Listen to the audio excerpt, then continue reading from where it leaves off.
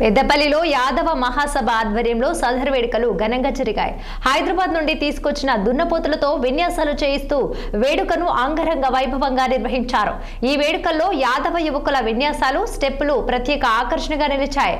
ఈ వేడుకలు వీక్షించేందుకు జిల్లా నలుమూలల నుండి వేలాదిగా యాదవులు తరలివచ్చారు. అలనాడు యాదవులు శత్రువులపై పోరాడిన సందర్భాల్లో దున్నలు చూపిన ప్రతిభకు సూచకంగా ఈ సదర్ వేడుకలు నిర్వహిస్తున్నట్టు యాదవ మహాసభ నేతలు తెలిపారు. యాదవులకు దేశ అంతర్జాతీయ స్థాయిలో ప్రత్యేక గుర్తింపు ఉందని, దాన్ని నిలబెట్టుకునేందుకు ప్రతి ఒక్కరూ కృషి చేయాలని రాజ్ కుమార్ యాదవ్ పేర్కొన్నారు.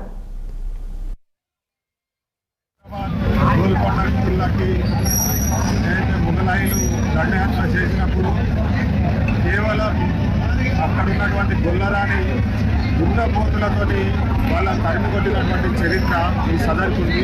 దాన్ని బేస్ చేసుకొని ఆ దున్నపోతులకి ఒక పూజ, దానికి ఒక ఆట చేయాలని చెప్పేసి అప్పటి నుంచి వస్తున్నటువంటి దీన్ని హైదరాబాద్కి మాత్రమే పరిమితంగా ఉంటే ఈ సదరుత్సవాన్ని ఈరోజు పెద్దపల్లిలో నిర్వహించుకోవడం చాలా సంతోషంగా ఉంది. దీన్ని విజయవంతం చేసినటువంటి